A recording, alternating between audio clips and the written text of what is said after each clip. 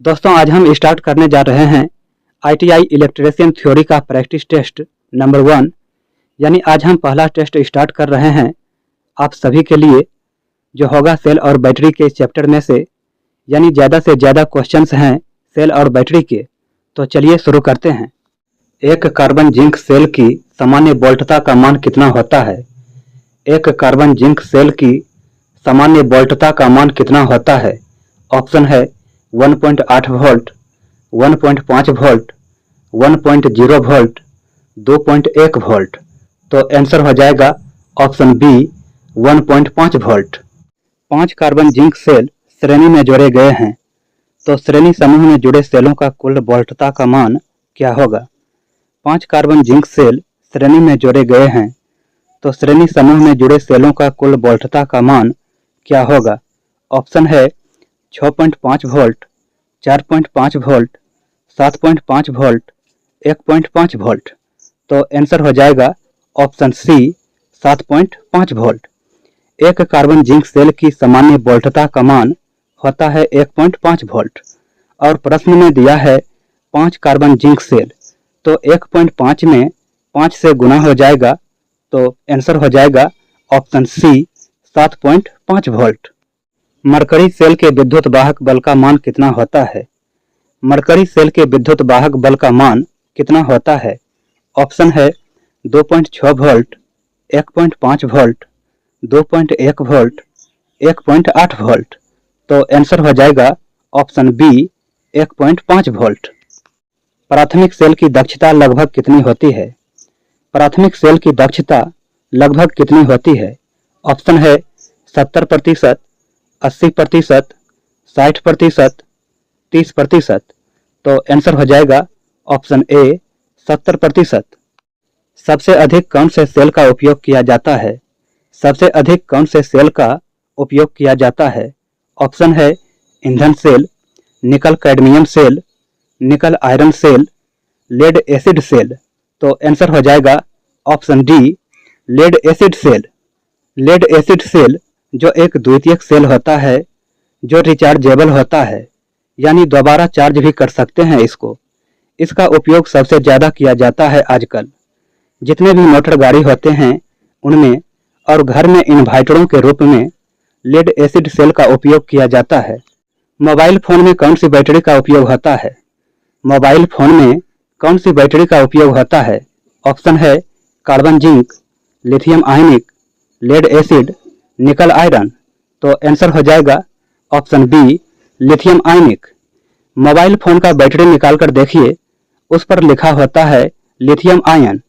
Lithium का प्रयोग इसलिए किया जाता है कि वो बैटरी जल्दी फूलती नहीं है और न खराब होती है।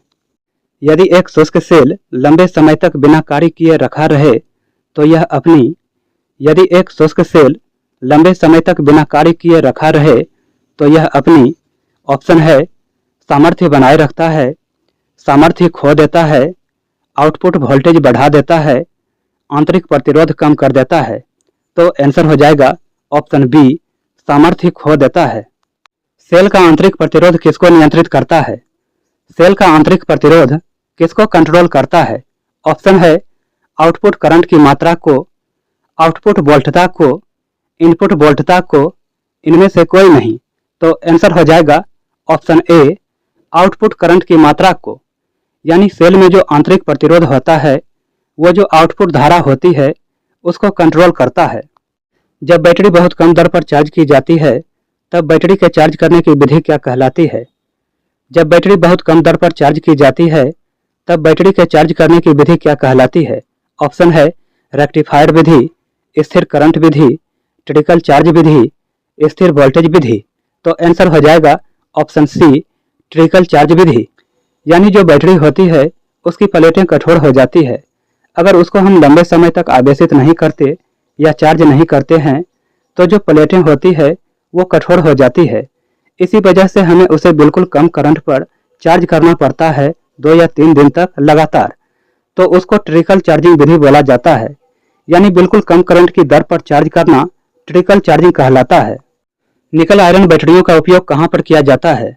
निकल आयरन बैटरियों का उपयोग कहाँ पर किया जाता है? ऑप्शन है पनडुब्बी में, कार इंजन को स्टार्ट करने में, अस्पताल के आपातकालीन सेवा में, रेलवे के अंदर ट्रेन लाइटिंग में। तो आंसर हो जाएगा ऑप्शन ए पनडुब्बी में। एक लेड एसिड सेल की धनात्मक प्लेटों का जीवन काल ऋणात्मक प्लेटों की अपेक्षा होता है। एक लेड एसिड सेल की धनात्मक प्लेटों का जीवन काल ऋणात्मक प्लेटों की अपेक्षा होता है। ऑप्शन है 3 गुना, 2 गुना, आधा, समान। तो आंसर हो जाएगा ऑप्शन सी आधा।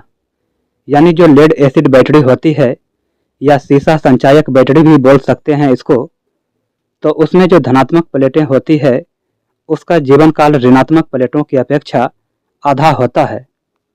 बैटरी के विशिष्ट गुरुत्व को मापने के लिए प्रयुक्त उपकरण का नाम क्या है? बैटरी के विशिष्ट गुरुत्व अर्थात आपेक्षिक घनत्व को मापने के लिए प्रयुक्त उपकरण का नाम क्या है? ऑप्शन है pyrometer, hydrometer, lactometer, fuel gauge. तो आंसर हो जाएगा ऑप्शन बी हाइड्रोमीटर। शुष्क सेल में धनात्मक इलेक्ट्रोड हेतु प्रयुक्त पदार्थ है। शुष्क सेल में धनात्मक इलेक्ट्रोड हेतु प्रयुक्त पदार्थ है। ऑप्शन है जस्ता, ताम्र, कार्बन, मैंगनीज डाइऑक्साइड। तो आंसर हो जाएगा option C carbon. Lead acid battery में सेपरेटर का उद्देश्य क्या होता है? लेड एसिड बैटरी अर्थात सीसा संचायक बैटरी में सेपरेटर का उद्देश्य क्या होता है? तो ऑप्शन है बकलिंग को कम करने के लिए, आंतरिक प्रतिरोध को कम करने के लिए, आंतरिक शॉर्ट सर्किट से बचने के लिए, सेल्फेशन को कम करने के लिए। तो आंसर हो जाएगा ऑप्शन सी आंतरिक शॉर्ट सर्किट से बचने के लिए।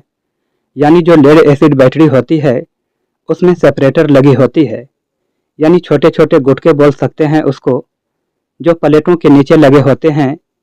तो उसका कार्य क्या होता है या उसका उद्देश्य क्या होता है?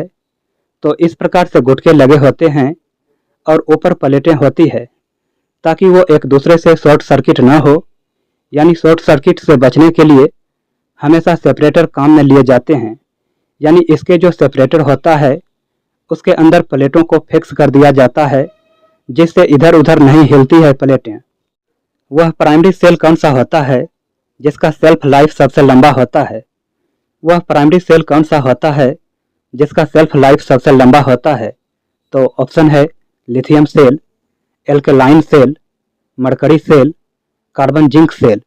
तो आंसर हो जाएगा ऑप्शन ए लिथियम सेल।